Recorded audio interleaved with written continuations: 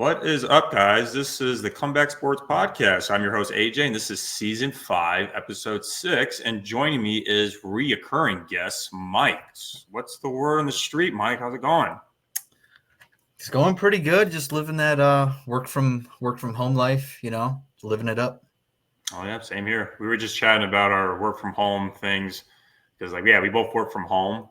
And, there'll be sometimes we're we punch in a little early and we get done a little early, but then we have to make sure that we're available when we need to be. So we're just slacking off in the middle of the afternoon. Yeah, it's too easy to be doing that. I mean, might as well just do my work and clock out. Yeah, I went to visit Todd last week, and he was working while I was visiting him. And this man just be watching movies all day while he's at his desk. Well, I mean, I do the same sort of thing. I don't watch them, but I got them on in the background, just kind of listening to something. Otherwise, it's music all the time, and then I get stuck in listening to the same things I'll listen to when I go work out. So, yeah. I have ESPN on the TV. But usually just have low volume just to have something in the background. So I'm just not here by myself with my thoughts, my intrusive thoughts. Yeah, you wouldn't want that to happen. But sometimes I go outside, hit a couple of golf swings, do a little chipping. Not so much these days. I've been messing with the grass lately, and it's getting a little colder. I'll say it's cold as hell out now. Oh, yeah. But anyway, Mike, so glad to have you back. We have a lot to talk about. We're going to be talking about some NFC North football games. Yes. Packers didn't play this week, so that's unfortunate for me, but it's okay. We're going to talk about fantasy, the NFL in general in terms of the draft, and we're also going to be talking a little bit of basketball and breaking news for the Olympics. So stick around and see what we have. So let's start with the first topic. Mike is a Minnesota Vikings fan, unfortunately, and his team won yesterday, unfortunately for him. They played the Chicago Bears at Chicago. Obviously, I didn't go to the game because I'm not like that with the Bears. I'm a Packers fan. And it was a very interesting game because there was a time where the Bears were coming back, and then Justin Fields had an unfortunate injury, and it was reported today that he dislocated his throwing arm. The timetable for him to come back is not very certain, but Mike's team got it done even with Justin Jefferson on injury reserves. Kirko didn't look his best though in terms of what he's been producing the first stretch of the season. So, what are your thoughts on this game, Mike? I'm glad you that was a perfect transition because Kirk was out of all the players, and there was a lot of players that didn't play well, but he's the guy making the most money, and just you can't not perform there. You have to do something. I mean, it's not like I get it. Justin Jefferson's not playing, but you still have Jordan Addison, who's a rising star already. Alex Madison, who should be better than he is, but he's obviously not as good as Dalvin was. And then you got, TJ Hawkinson, who if he can catch a ball, he'd be worth the money. But that's just to say that they have other weapons. And even if they didn't, other guys have gotten it done without having the best weapons ever. You don't. I think someone brought up Jared Goff didn't have Amon-Ra St. Brown for a while, or last week, and he had a career game. And Rodgers has gone several times in his career without having the best weapons available, and he still gets it done because he's paid that way and because he performs that way. But Kirk, yeah, it's just you got to step up. And the Bears have the worst passing defense in the league, and you only put up I think 200 yards in total. I think they only had one passing first down in the entire game. So it was embarrassing. It was an embarrassing way to win, and it might not even help them at the end of the season. Yeah, in terms of how much Kirk gets paid, he is getting paid like a superstar quarterback, Right. And a lot. And there's some circumstances to that. It depends on the timing of when he got paid. Maybe this was a time where there wasn't a lot on the market when the Vikings needed a quarterback, so they had to settle with what they can get, which was Kirko when he was over the Chiefs, he's with the Washington Foreskins, right? Yeah, that's right. So I think it's just the timing of when he got paid that kind of led to his big payday, or his agent is just literally the best salesman in the history of NFL agents. It's both, really. I mean, there weren't any options available. He was the best option, but I mean, take it a step back. The year before, they went all the way to the NFC Championship game with Case Keenum, a backup. And several years before that, they snipped up, or they drafted Christian Ponder. Totally turned out to be the wrong guy, but he got them to the playoffs at 1 year, 10 wins.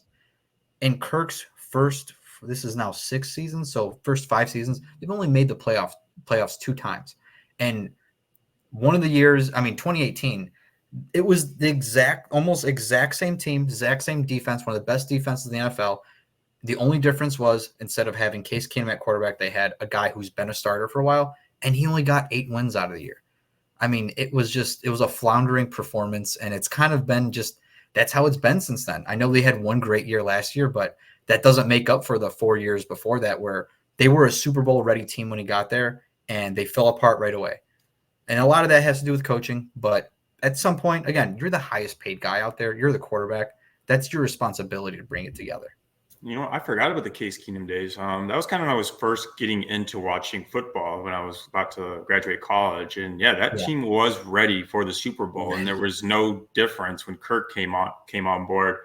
But you know, the thing with Kirk is like he's Kirk Cousins, as in you get what you get because Kirk doesn't have those super high caliber, you know, tangibles like the Mahomes and the Justin Herberts, those of the Josh Allens.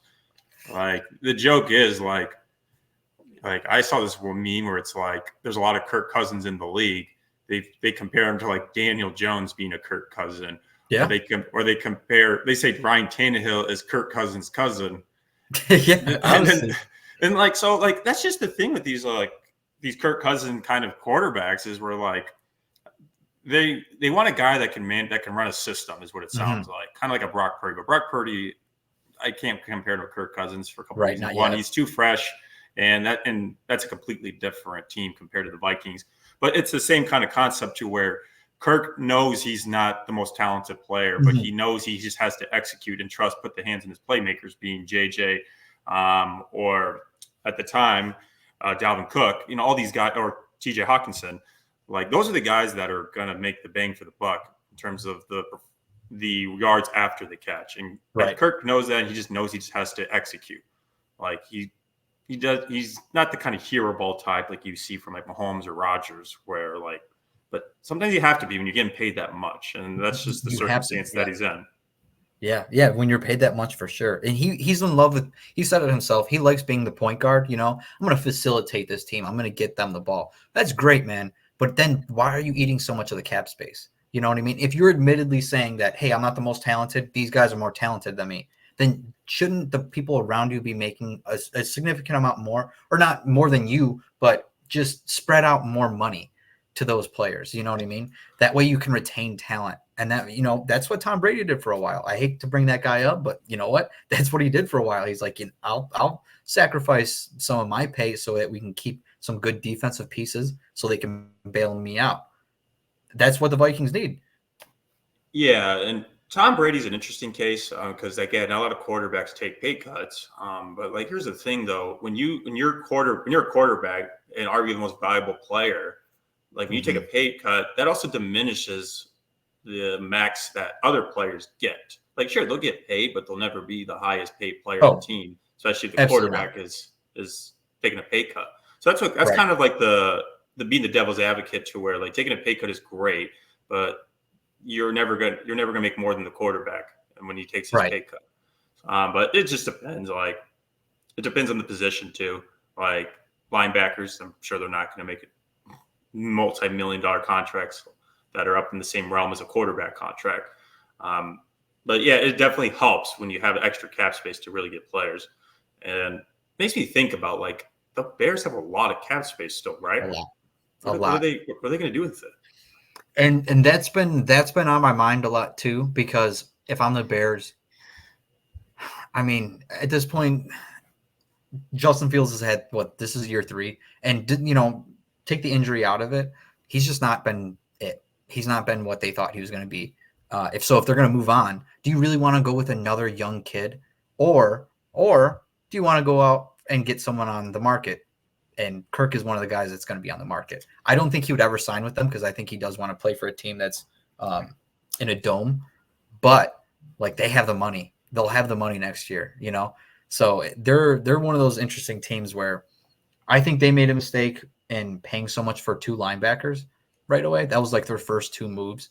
And yeah, those linebackers are really good, but linebackers aren't game changers the same way like a defensive tackle or defensive end or a quarterback are or a wide receiver. Now they did get DJ Moore, which is awesome, but I mean, it took them like 4 games to get really going, and then obviously without Justin Fields, is that really going to be anything? Yeah, and kind of back to linebacker, it's like, what is the main job of a linebacker usually? To stop the run game. Yes. And that's something that has been undervalued lately. Like, if Yeah. you're not paying running backs, then you're not really going to be paying linebackers that much. But then again, I feel like the game has changed so much. They'll find ways to revolutionize these positions. Like example, running backs are more catch friendly versus the previous years, like in the 2000s or 90s. So yeah, that's you can't. I would never want to draft a linebacker in the first round. It's like I never want to draft a running back in the first round. Right. Exactly. Even if it's like a Bijan Robinson, it's the thing that you need to. It's probably just not a good idea. Like it's historically, or at least the past couple of years, just hasn't really worked out for a lot of people who've done it. Yeah, exactly. So yeah, but back to Justin Fields, like, would you? So are you saying he's not looking too hot this season? So are you also saying that his game against Washington was a fluke then? Because he performed pretty well. He did, but they also played the Commanders. I mean, I don't mean to be like, some of these NFL defenses are like college level, which is not true at all. But certainly they're not, the best defenses, and it showed. Like 1 week he can throw for 4 touchdown passes and a half. And then he did the same thing the week before against Denver, also a bad defense. But then you go up against the Vikings, mediocre defense, mediocre team, and he couldn't do anything. So I think there's a lot of layers to it. The Bears haven't been very good at home either. But yeah, the longer you go on this experiment, they got another year in his contract. I mean, I think you got to cut ties at the end of the year and just either you do draft that young QB and you roll the dice again, or you go out and get someone who's going to be on the market, or you can even trade. Honestly, they have so many trade assets and cap space. The fact that the Bears aren't better than they are right now, like no one thought they were going to be like this revolutionized team already, but the fact that they've only gotten 1 win so far is pretty bad. Yeah, and like I'm scared for Bears fans for the idea of taking a quarterback off the market, because look what they bragged about last time they did that. It was Andy Dalton. Yeah. The management bragged about getting Andy Dalton. Hey, Andy's not bad, though. To be honest with you, if Justin Fields got to sit behind him for longer, I think he'd be better off. I think same thing goes for who's the guy in Carolina right now? Bryce Young. He would benefit so much from sitting behind Andy Dalton 1 year. All rookies benefit sitting behind a year or two. Look at Anthony Richardson. He might be out for the year. Unnecessary injury. This guy's 20 years old. Why are you playing him right now? There's no reason to do that. Like, get him in there, let him develop under Gardner Minshew or someone else. And then that second year, he's going to be 21. You still got 4 more years on his contract. This guy can be your franchise guy for a long, long time. But yeah, I think I know why. I figured out why rookie quarterbacks play sooner. They're getting paid so much more now versus when Rodgers was a quarterback, they weren't paying him $10+ million a year to be on the team, just to sit on the bench and get splinters on his ass. So rookies are getting paid so much, so they feel they need to show the value of this acquisition by putting them in early as possible. And I think that's why they're pressured to start, because the market has inflated their value so much that they just can't sit around. Yeah. I mean, certainly you wouldn't buy a sports car and just, let it sit in the garage.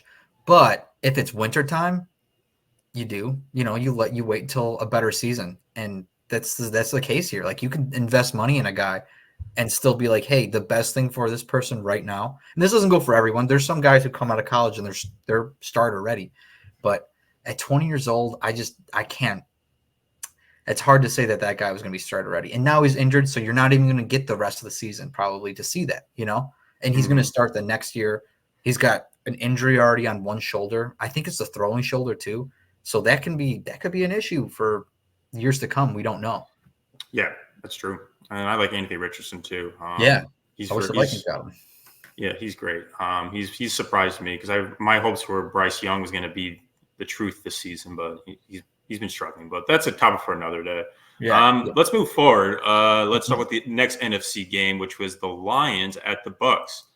So, do you remember when we last met with the rest of the guys and we were talking about predictions for NFC North? And I recall you said Lions are going to keep lying, as in they're going to blow it. Is this the case still, or is it going to be this is their year?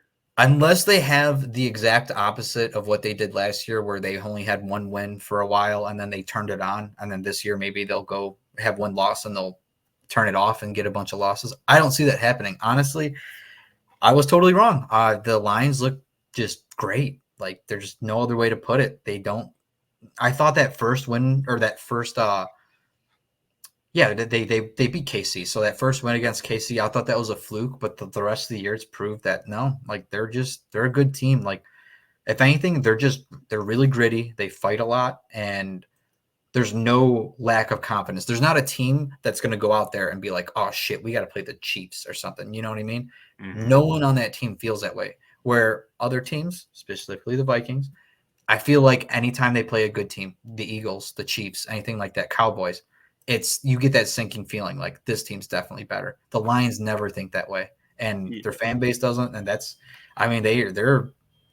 I'm not saying they're going to go all the way or nothing like that, but I think they can make a legitimate run. I don't think it's just the Lions, or I don't think it's just the Eagles and 49ers you got to watch out for. I think the Lions probably are that real third team. Yeah, and what I like with the Lions is Aiden Hutchinson, second-year player, defensive end. That means I watched him take care of business with my Packers, and it was just exhausting. Like, there was nothing stopping this defense, and the offense can do anything. Jordan Love literally was just trolling his thumb, hoping that he was going to get something out of it. And that's the thing. Like, last year, the Lions, one of their flaws was their defense. Their defense allowed a lot of points. And that's kind of been fixed a little bit because the Falcons only got 6 points a month. The Bucks only got 6 points. Packers only got 20. But still, like, those are pretty small. Those are pretty low-scoring games, especially for the Lions standards. And that's probably what they addressed in the offseason. I mean, as I mentioned, Aiden Hutchinson has grown into this beast that we're seeing. And now the offense is still pretty dynamic because Jared Goff, he's not a superstar, but he's definitely a star. And Amon-Ra St. Brown is great. And all these other pieces they have. Unfortunately, Jahmyr Gibbs is out at the moment. Right. We can talk about that because he was on my fantasy lineup. But they're cruising through, man. Like, the argument was like, oh yeah, the Chiefs didn't have Kelsey, so that's why they lost. But okay, that's fine. We'll still take care of business. And that's what they've been doing. They've just been rolling through. Like, Jared Goff is having a career year, and remember last time Jared Goff had a career year, that team went to the Super Bowl. That was when he was with the Rams. Like, when things fit well for Goff, it fits well for everybody. That's part of the overall scheme. And sure, you make the argument it's the Bucks, but even Baker Mayfield wasn't doing that bad starting off the season. They have a winning record. People are expecting the Buccaneers to be last in the division, so that's not like they're the worst team that's on their schedule. Yeah, I mean, I literally went to the first game, the Bucks versus the Vikings game. And I picked that game specifically because I was like, hey, Baker Mayfield's their quarterback. That defense might be good, but this is a guaranteed win. And I was horribly surprised that, no, the Bucks aren't bad. And then they went out and they won the next week. And then I think the week after that too. So yeah, I don't think at the end of the year, I'm sure they might wash out. They could still win the division. I mean, they're in a good spot. But right now, the Bucks look a lot better than they are. And the Lions are, I mean, a lot of people were high on them at the end of last year, and then going into the offseason, I wasn't one of those people, but I can see why the hype was there. Like, these guys just they figured something out. Mm-hmm. They really play for each other, and you can tell they're just so locked in on it. Yeah, I don't see them losing a game where it's oh well, guess we're back to being the Lions again. That's just, I thought that was going to happen. I think those days might be gone, at least for now.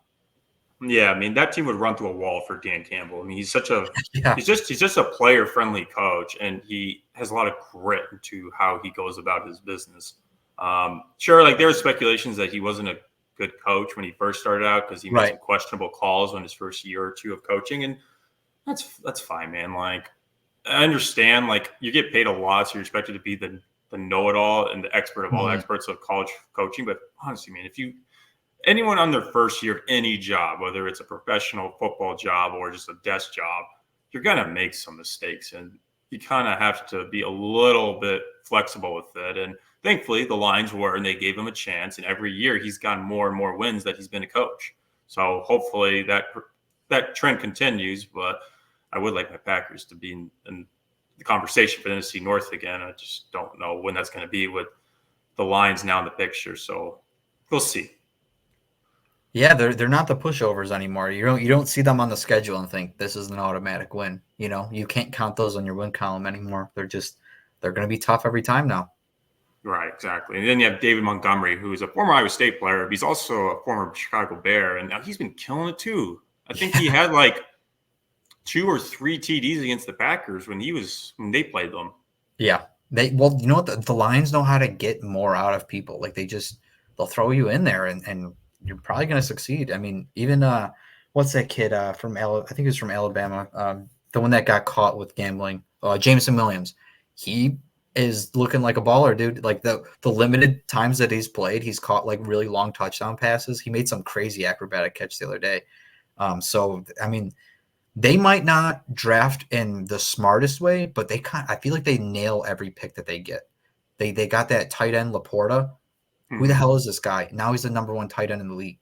You know, they traded away their tight end to the Vikings, went out and drafted that guy next, and he's the best tight end in the league.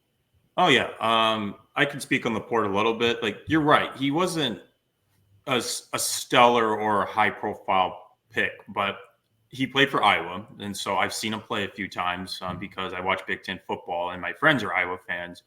And Iowa's not a great team. It's a terrible offensive team. But when I watched that kid play, he was the offense, and that's why he was projected so high. Because it's almost like you're on a shitty pickup team, but you're the best player in the team, and therefore someone's going to want to get you. And that's pretty much what it was for the Iowa Hawkeyes when they had Laporta in there.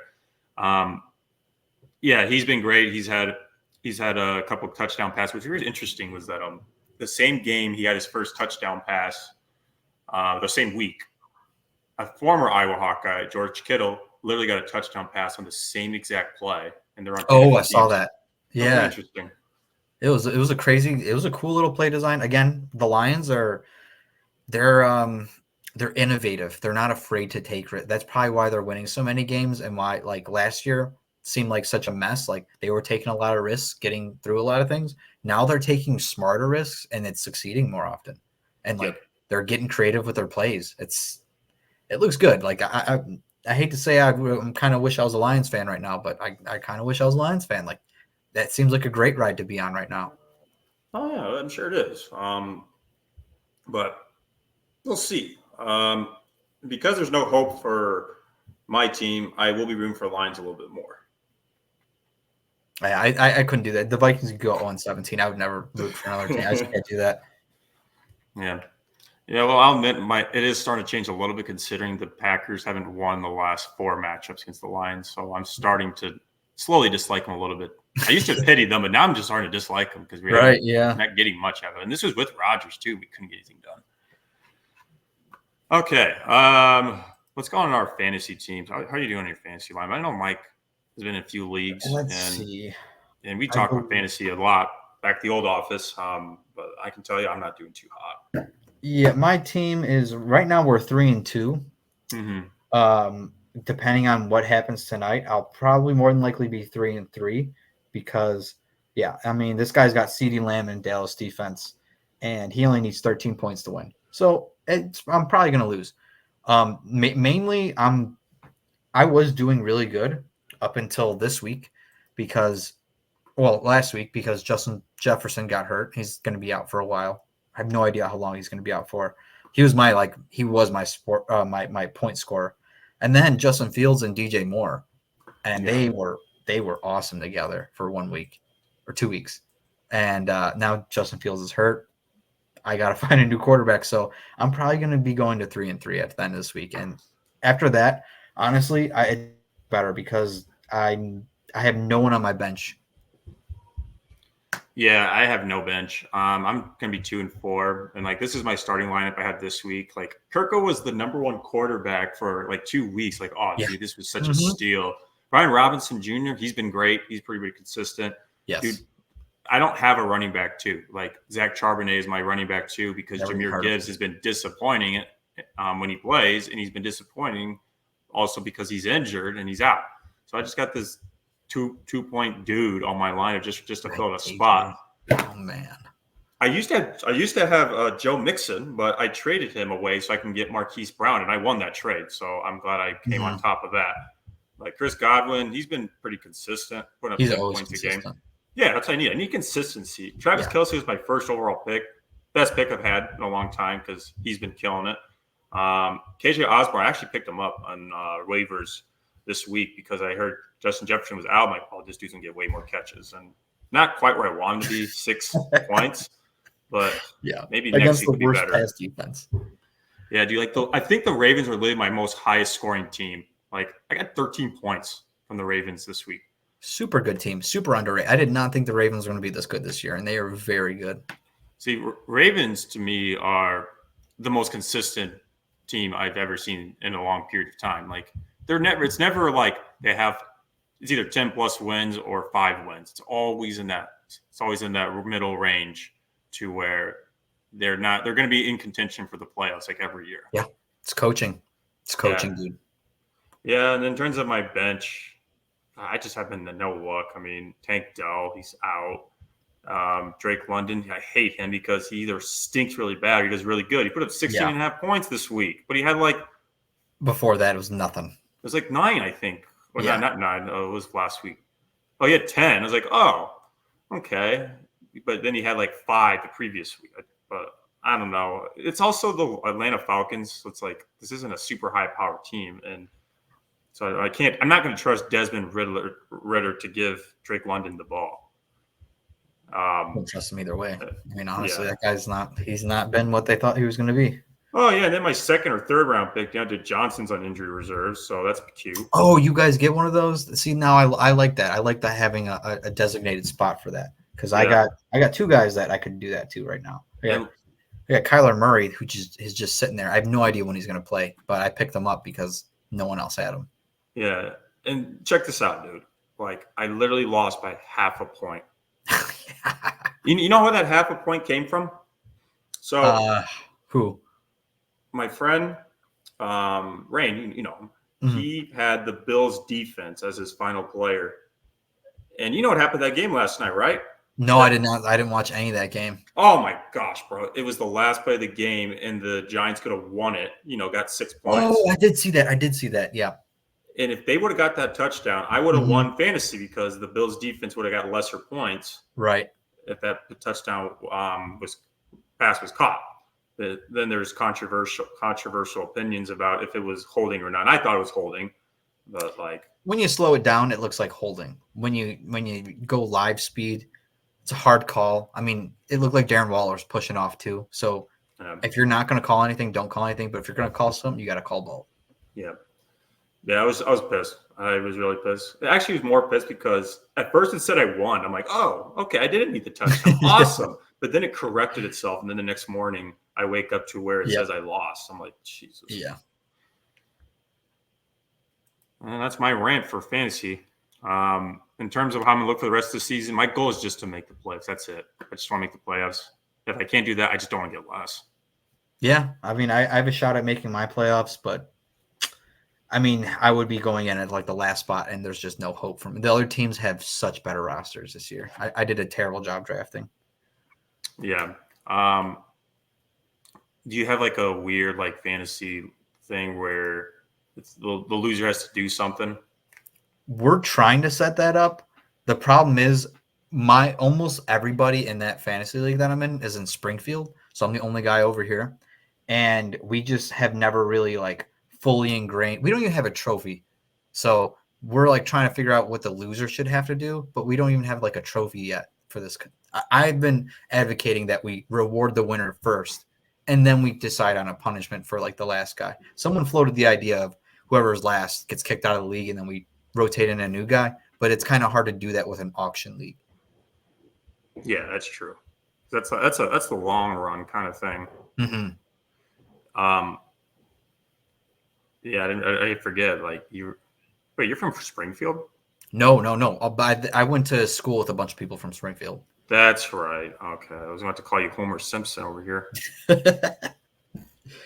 I'm trying to find that video I sent you to where it's like things that like losers had to do, and there's some funny ones. I think one of my favorite ones is like loser has to sign up to skydive at the lowest rated skydiving hell no, company. dude. I've been skydiving before. It was fun, but I don't think I'd ever do it again. Yeah, I might shit my pants if I do it, It's honestly. expensive too, dude. It's like $200 for 1 minute of free fall. Dang, bro, you paid $200 to almost die. That's crazy. Yeah. Yeah. We as Americans pay to experience fear. Yeah.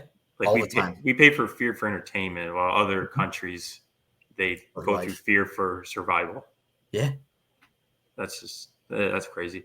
There's some funny ones where it's like winner knocks up a girl, loser has to take care of the kid. That's so fucked up. It is terrible. Man, I'll find this video. You get the idea. Okay, let's get on to the last football topic, which is a very, very good topic because I like talking about this. Are NFL teams tanking? Yes. And should the draft be changed? I'll let you speak first on this. So I was just thinking, I mean, a lot of people have been thinking the same thing about how, like, the draft it's not perfect, the worst team picks first. And ideally that would mean that they would get better the next year. But like for a long time, it's just been like the same bad teams selecting really good college players. And then those guys just not panning out in some cases of no fault of their own because they're just within a bad organization with a flailing coach and no roster around them and no real support, So, a lot of people are floating around the idea of like tanking for Caleb Williams, who I don't think is the best quarterback in college right now. Who is? I think Drake May is, dude. Honestly, he just Mitch Trubisky 2.0. I get the whole Caleb Williams, like he can scramble and make these cool ass plays, but that doesn't really happen in the NFL because these guys are way more disciplined. He played up against a really good defense in Notre Dame, and he couldn't do any of that. That's that's an NFL experience right there. You don't see a lot of guys scrambling around, doing all these things and making a long throw. Like the guys who've done that, Rodgers, Mahomes, like, yeah, they end up being really, really good, but like that, how many other guys got selected with the same traits who have not panned out? You know what I mean? That's why I'm a little I have a little pause for Caleb Williams where I don't really have it for Drake May. And then there's another guy, what's the guy from Washington State? Penix. Michael Penix. I He's watched my him, Heisman dude. pick. Man, I watched him this past weekend. I didn't see the whole game, but he was really impressive. If that's the third guy that everyone's like unanimously saying is QB3, so be it. Let him drop to the Vikings. Like I would take that guy. I would take any of them in a heartbeat. But I think May might be number one, then Williams, and then Penix. But I would take Penix for sure. I mean, you're not alone. You're not alone in the May pick. Like that's not a controversial pick, Tom. No, because May is he had a very good freshman year. Yeah, he's having a decent sophomore year, and he has that stature that's a good prospect. Like Lawrence's example, he's a good typical stature. Like what's his face? Carson Wentz. He had that quarterback stature, and I'm sure there's other ways to analyze these kids to figure if they're going to make it or not. But however, it's really a flip of a coin sometimes. Caleb Williams, he's interesting because he's in a style of play. Lincoln Riley, if you know who that is, he's the head coach. He's also the head coach at Oklahoma, where he has produced multiple Heisman winners, such as Kyler Murray and Baker Mayfield. It's the style of play that really elevates these quarterbacks that he works with because it's a plug-and-play system to where it's simplified for them to really make the big plays and to really have a high-power offense, whether it's running the game, running the ball, or it's throwing it deep to some stud 5-star receiver. And so that's kind of I'm not going to say that those guys are nobodies and it was just like a smoke and mirrors, What I'm Mhm. saying is like if the transition from that style to an NFL style is hard for these kids that are used to that because like when you're in college, you do a lot of shotgun play action, Right. but then when you're in the NFL, you do a little bit more of like under center. So like that's an example where like that's something they're not used to, but now they have to get used to it. Yeah. It's just to me, it's not about what the numbers say. It's how well they can adapt to the style of play. That's what's going to determine your success in the NFL. And to Absolutely. kind of get back on topic about if teams are tanking, oh, absolutely. Yeah. Like It seems that way. it does seem that way, and then I mean, honestly, it makes sense. Like, there's nothing that restricts them. Make sure if they get caught in an investigation, they get like a fine and a slap of Right. wrist, and they lose a pick or two. But like the NBA, I like how they do it. To I was going to where, bring that up. Yep. yeah, that's exact. I've been telling people this all the time. Yeah. It's like NBA, like if you are the worst player in the team, worst team in the league, you're not going to be guaranteed the number one pick. You're just going to be guaranteed a higher probability of getting Mhm. number one overall pick. And I feel like that's a way to minimize the tanking because it's like I could lose every game this Yeah. season and I'm not guaranteed the first pick for this generational prospect that I'm looking for, like a Victor Wimbayama. So that kind of regulates it a little bit because I just can't imagine like you spend your college, your high school career, your college career grinding and taking on the top country teams in the country, and you set, you win a Heisman or you win best wide receiver of the year or best defensive player of the year, and your reward is you're going to the fucking Arizona Cardinals.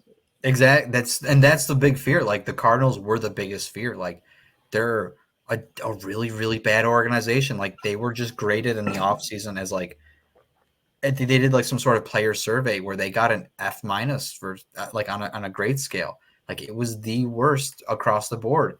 And I think Caleb Williams' dad went out and said something like, if the Cardinals are the number one team, Caleb's just going to stay and play another year at USC. And that's like a big fear for the NFL. Like, hey, if we're not able to like facilitate some of these guys, like they might just stay because some of them stand to make more money in college on those NIL deals. And so what's the point of going? Like the whole NFL thing is the payday.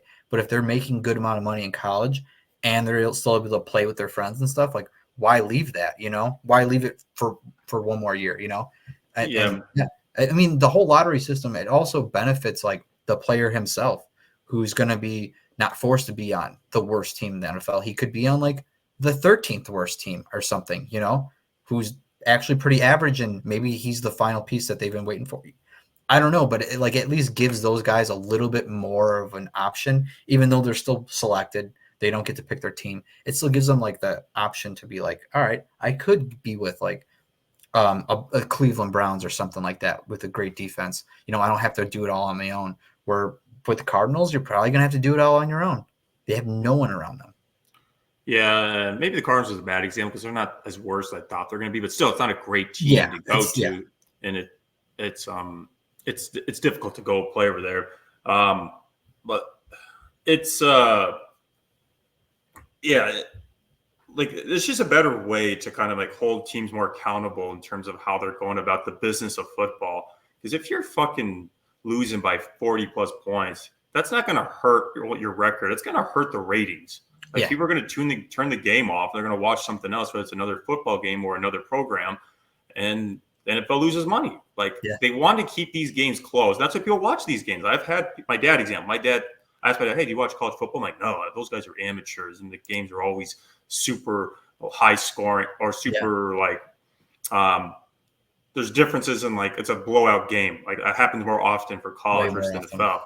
It's true. Like college football, it's more unpredictable. You'll see more blowout games in that league versus the NFL because they're professionals and they keep it close because the talent and skill level is more apples to apples. Mm-hmm.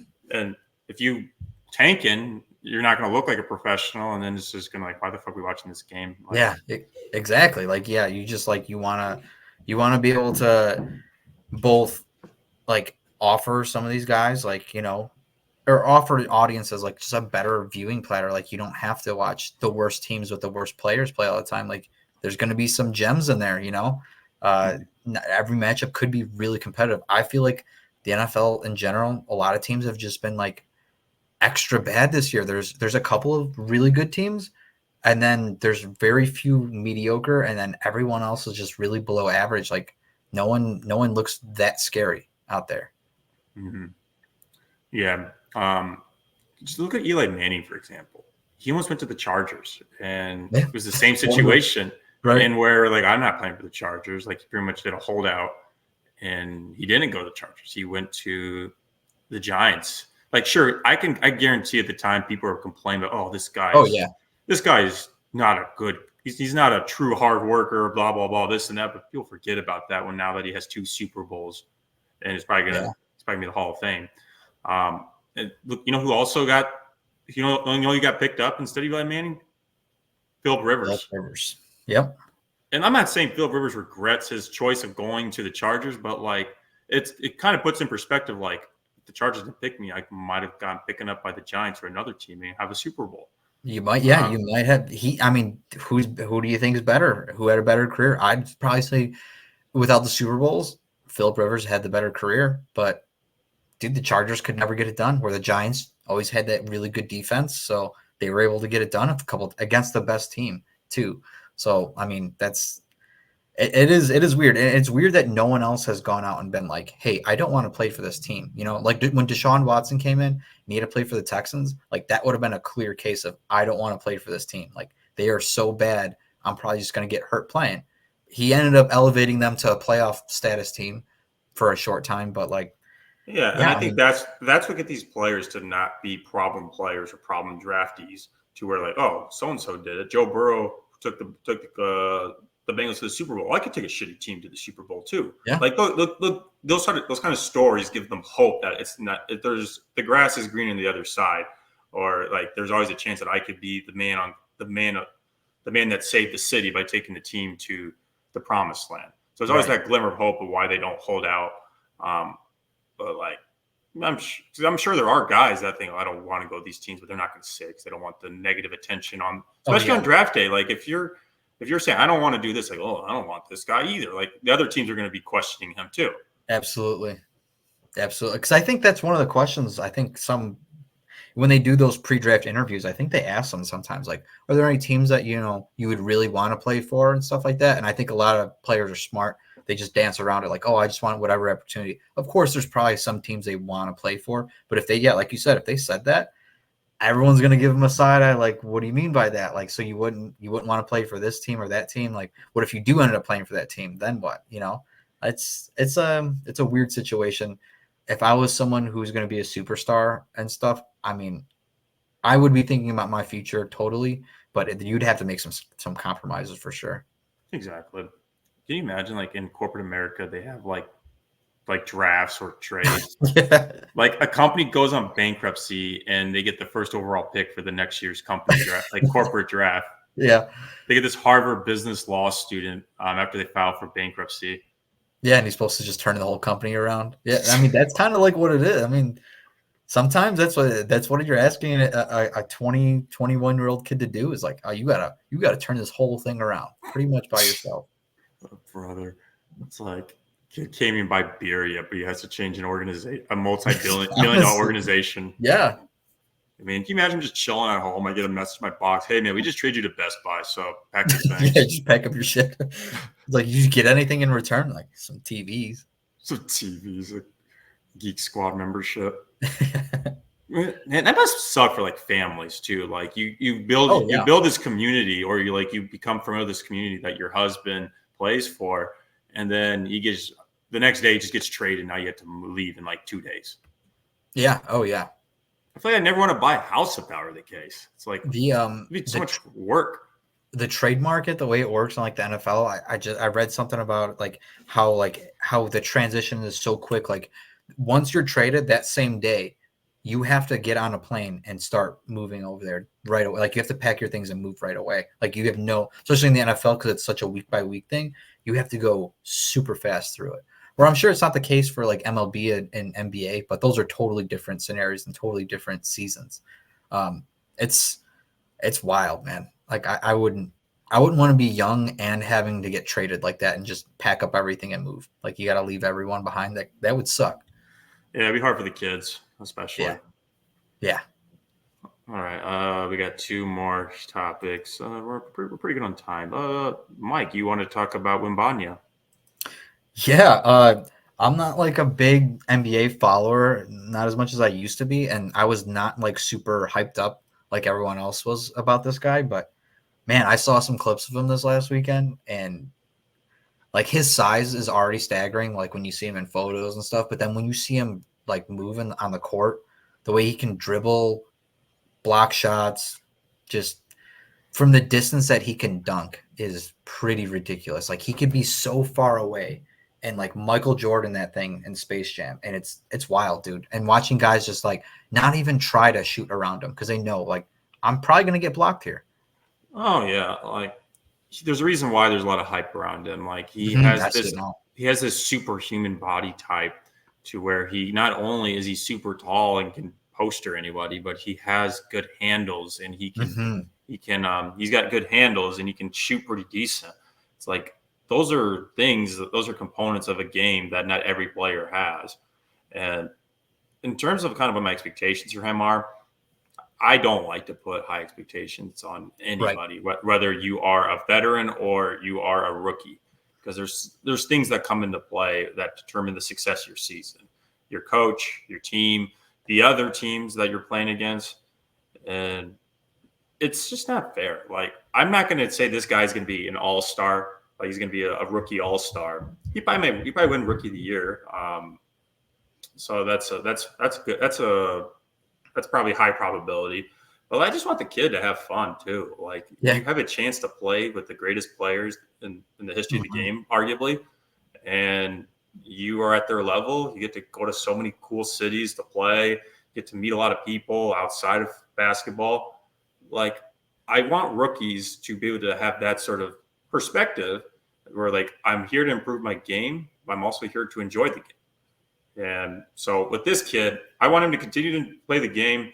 He could bulk up a little bit. He's a little skinny, and He's pretty scrawny, but that's what's interesting is like for how skinny he is, he's pretty durable. Like KD is an example to where he has like a KD build where he's super skinny and lanky, but like KD does get injured. oh yeah, Not a lot, but he does get some bad injuries sometimes. And I always argue like maybe if KD bulked up a little bit, he wouldn't get so injured. But that's just part of his game though. Like if he bulked up, KD probably wouldn't be KD. Like it wouldn't be his image. Maybe that's the true. same with Wembanyama, but I just hope he continues to build strength, not necessarily size, but just strength to really endure long seasons. Because even in the French league that he's in, he doesn't play this many games in a season. So that's probably a big wake up call for a lot of these rookies. Is like I go from playing like 50 games to now like 80 plus games now. Yeah, I know like a lot of European players have said that when they got into the NBA, like things were one of the differences is like how fast the game was. But like I said, man, those I mean, no, I know there were just a couple of cherry picked highlights, but man, that guy looked like he belonged on that court. Like he was playing at the same he was playing above everyone else, and not just like because he's so much taller. Like he just man, like he looks like he belongs on that court, and the fact that the Spurs got him too. I mean, they just I don't That's a know. good organization. I Yeah, like the Spurs. yeah. If I'm ever in any sport, if I'm going to play for any team, any organization, that's probably one of them. Like they're just great. They know what they're doing. So I mean, yeah, it's awesome for them. And yeah, like you said, like it's cool that you know you could be that young and yeah, you got a lot of high expectations on you, but like you got to be able to still have fun with it too, like while you can, because nothing's guaranteed. Like an injury can totally alter your career. Yeah, like if he bulks up, there's downsides to that too. Being so tall and so big, if you get heavy too, it's a lot of stress on your joints. So yeah, like I think you're right. He just needs to like focus on strength versus size. Like you don't need to be like Dwight Howard level big. Like he was a really big dude and tall. But if you can get like Giannis, like just kind of a little some muscle on you, but not like heavy, man, that Oh, guy's Giannis, ceiling is crazy, yeah, crazy high. the Greek freak is a freak for a reason, man. Like Yeah, he's a good like basketball like size. Like he's tall, big, and can do a lot. Um, but yeah, like Wembanyama, I'm going to be watching him more. I like watching basketball. I mean, I'm a disappointed Bulls fan, but there's still some yeah. good players out Yep. there. Oh yeah, you hear about the speaking of Chicago? You've been watching Blackhawks games? No, I have not. I wish I was more into hockey because the Blackhawks used to be so awesome. Oh yeah, I heard they got some really good guy in their draft, though. yes, Connor Bedard. That's the reason I've been interested in hockey a bit more. I watch ESPN all day, so I get like random ass segments. But like the city's a little bit more hype for this kid because he's like the second coming of hockey Jesus. Um, so I want to go to a game or two at least, kind of just to say I went to a game. I've never gone to a Oh, hockey they're game. awesome. The Blackhawks games are awesome. Nice.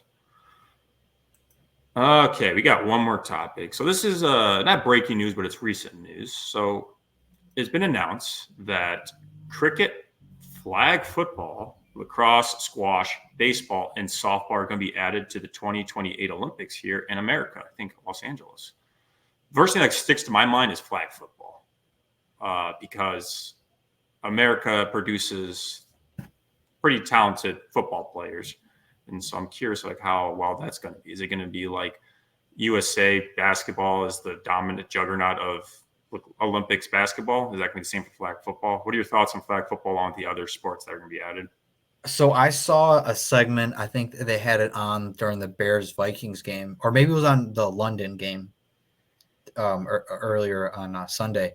But there was something about I think in England, in London, they have like the best flag football team. I think it's a women's team, but they have the best flag football team. I think Ooh. other countries play it a lot more than we play it here competitively, but there are flag football leagues like throughout the U.S.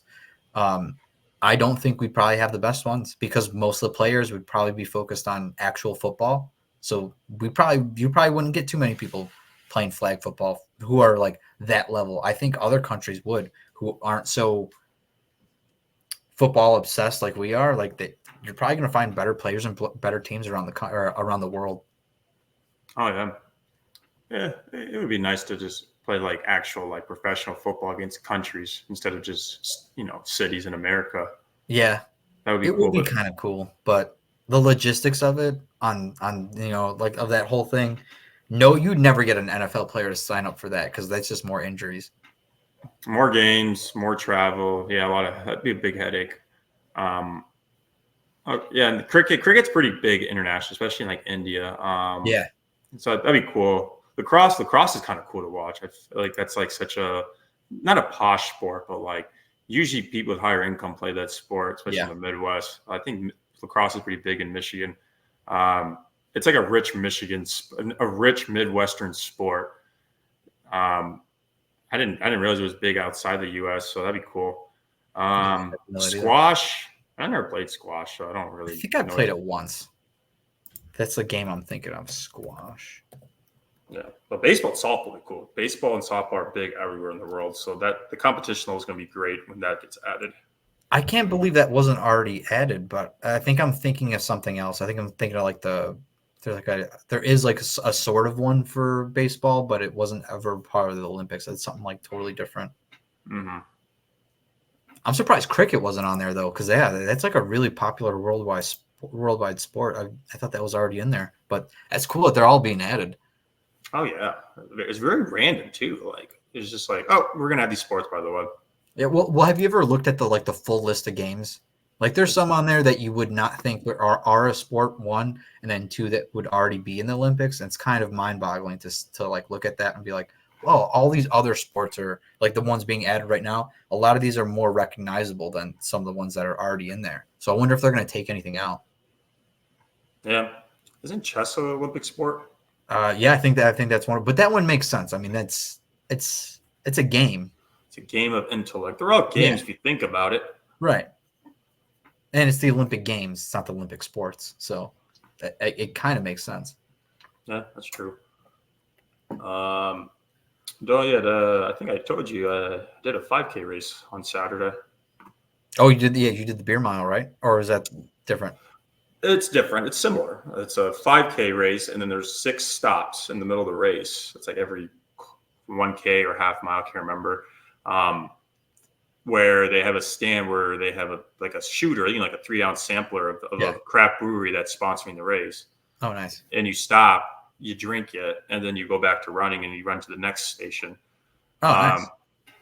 It was a lot of fun. It was a little rainy, but the temperature was perfect. It was like 50s, where I didn't get super sweaty I get really hot when I run. Like I'm a big sweater, so I like to run in cooler temperatures to kind of regulate my body heat, and I felt really comfortable.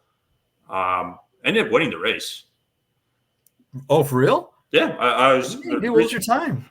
I brought this up because I just got an email about the race results.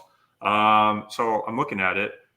My time with the beer drinking was 19 minutes and 11 seconds. Dang, dude, that's really fucking good. Especially when you, I mean, I know it's only like what you said there was 3 stops, so it's like 6. 9 ounces of beer. Oh, 6 stops, so So it's about a beer and a half. yeah, so yeah, that's really good. Dude, this lady that got second, dude, she told me, oh yeah, I just had a baby 4 months ago. I'm like, Jesus. No way. How would you even train? How would you even train for that then? I don't know. That's crazy. I mean, Wild. She's a badass in my opinion. Yeah. And it was really cool. They had like an after party afterwards. So like they had like you get this little lanyard, and it's like it has 1 through 18, and you can stop at all these craft brewery tents, and you can sample all their drinks. Oh, that's awesome. Oh yeah, dude. Did you get anything for winning, like a free sixer or something? I don't know. I got drunk and missed the ceremony. Dude, they probably had like one of those big ass checks, like $25,000 with your name on it, and you missed out. Nah, it's a pretty small event. I'm sure it was nothing. I know they had like some giveaway where they pull out random contestants to win some sort of like bike, like it was like a little bicycle, An e-bike or something. No, it's just like a pedal bike. I don't think there was like an overall winning thing. If not, they can just call me. But yeah, it was a lot of fun. I got to do it with some friends, and I was supposed to go to this party after the party, but I went home. I literally just got glued to my couch watching football. I was like, I'm not moving a damn muscle. Like, I feel like I'm like crucified to the couch now. Yeah, after all that running, fuck that. I'd be doing the same thing. It wasn't the running; it was the drinking. I was like, it's like, damn, I'm a little drunk. I'm just gonna chill. I don't need to be going out. Yeah, I feel you on that. Yeah. Are you going to any more football games, or was that the one No, game? that was. I mean, I was supposed, or me and my cousin were supposed to go to this Bears Vikings game, but I pulled out of that right away when I saw like the weather the day before. I was like, I don't want to be watching this team lose probably a game in the crappiest of weather. And then it turned out to be a great day, and it was still a crappy game, but they won. So it would have been nice to see them win, but probably not worth the admission ticket, honestly. I don't like. Was it in Chicago? Would it have been in Chicago? Yeah. Dude, I don't like going to events in Soldier Field. It's not great. It's too cold because it's by the lake, and the stadium is so old too. It really is. I think all NFL stadiums should be indoor and shouldn't be non-turf. Yeah, that's like the biggest discussion right now. That I think by next year they're probably going to have to change out all those fields for real grass, but we'll see if that actually works out. I don't know if that I don't know the science behind it. A lot of players say one thing, but I mean, injuries happen all the time. I got this dog in. I gotta let him in real quick. Did you hear him crying outside? Yeah, I heard it at the very end there. I was like, oh shit! Like I better let him in. Yeah. I'm assuming my brother-in-law is home, but just in case, I'm just gonna do it from this door. Yeah. I mean, I see it's my brother-in-law's dog, Russell. I see Russell like all the time because I work from here. But we were just talking about the flag football. They just had a flag football commercial or segment before the Chargers game. Oh my gosh, that's right. There's about to be a game on. Yeah, I think that's probably where I got that information from, that London game or that London team. Yeah, the NFL is really promoting that flag football thing. Maybe it's because of the Olympics that they're trying to get like more people amped up for it. Yeah, I think the Olympics needs to have a beer mile race. And that's something that a lot of countries would totally be down with. Yeah, but they don't want to promote drinking in front of a bunch of kids that are watching. I mean, Europe and a lot of European countries, the age difference or the age, like where you can drink at starts differently. You know what I mean? So I don't think it's not 10 years old. Well, no, but you get what I'm saying. Like, It's probably less frowned upon internationally than it probably is in America. I think it's like I don't think it's frowned upon here. I think we pretend like it is though. You know what I mean? Like it's very openly encouraged, except on national TV. True. All right, Mike. We're hitting the hour mark, and this has been a good episode. I remember we used to do this we did like 2 or 3 times together in the old office. The old office. Yeah, but now that I found this new streaming platform I use for my second podcast show that I co-host, it's like, dude, I can definitely use this for mine too. It's under my account, so we can share it. So it's very easy, especially when I live far from people, to do an episode on this platform. Beats the hell out of Zoom, that's for sure. Yeah, because like Zoom and Google Meet, you have like time limits of how long you can be online. And like it's really cool. I can just like make these little banners. Like I'll make one right now. Let's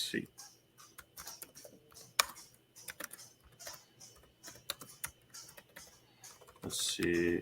Like I can just make like a breaking news banner, like a ticker that you see in the bottom. Okay, right now. Yeah, I mean that's not breaking news. Everyone's it's not breaking news. It's public information. Yeah, that's pretty public. Huh? That's out there. How am I supposed to eat this pizza without my drink?